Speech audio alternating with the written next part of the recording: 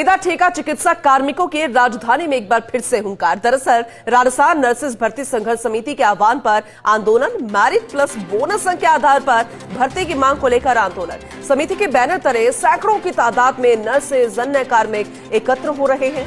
शहीद स्मारक पर सुबह 11 बजे से इनका आंदोलन यानी कि अनिश्चितकालीन धरना शुरू।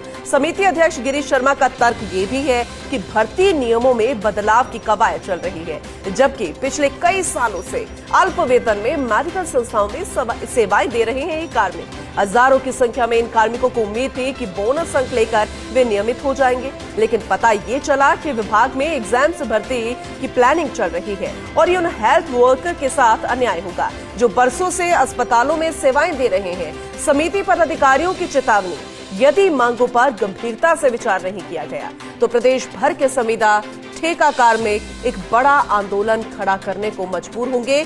11 बजे की वो तस्वीरें भी हम आपको दिखाएंगे जब ये सब एकत्र होकर अपनी मांगों को पुरजोर आवाज देते नजर आएंगे।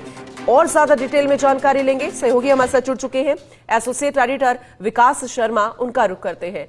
विकास जी, वैसे देखा जाए तो मांग जायज है, लेकिन तरीका थोड़ा सा ऐसा जिसे पूरी व्यवस्थाएं चरमरा जाएंगी।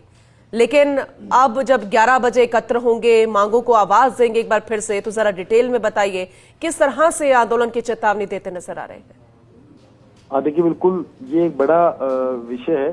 चिकित्सा विभाग की तरफ से हाल ही में कुछ कवायद शुरू कर गई जिसमें कि लिखित परीक्षा की बात की जा रही है। जो बोनस अंक के आधार पर जो भर्ती की जाती है उसमें लिखित परीक्षा की बात की जा रही है।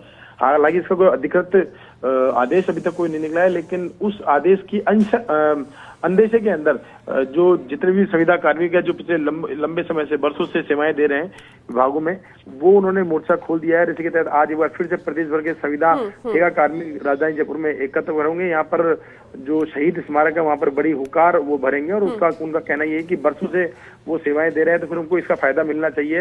अगर मेरिट बोनस अंक के आधार भर्ती नहीं होती है तो उस स्थिति में बड़ा आंदोलन खड़ा किया जाए। विकास जी, बहुत सारी चीजें लिखित में होती है, कहते हैं ना कि जब प्रोमिसेस है, बहुत कुछ ऐसा कहा जाता है तो डॉक्यूमेंटेड होता है। तो इनको जो कहा गया था क्या वो डॉक्यूमेंटेड है? दूसरा, इनको पता चला है कि प्लानिंग ऐसे चल रही है कि एग्जाम से भर्ती होगी, तो ये क्या पूरी सूत्रों के हवाले से जो इनको जानकारी मिल रही है कितनी पुख्ता है, इसमें कितनी सच्चाई है? देखिए, बिल्कुल चिकित्सा विभाग में भर्तियों के लिए पूरा एक नियम बना हुआ है। उन नियमों में संशोधन के लिए विभाग के स्तर पर कुछ कवायद शुरू की गई थी, इसके लिए जानकारी मांगी गई थी।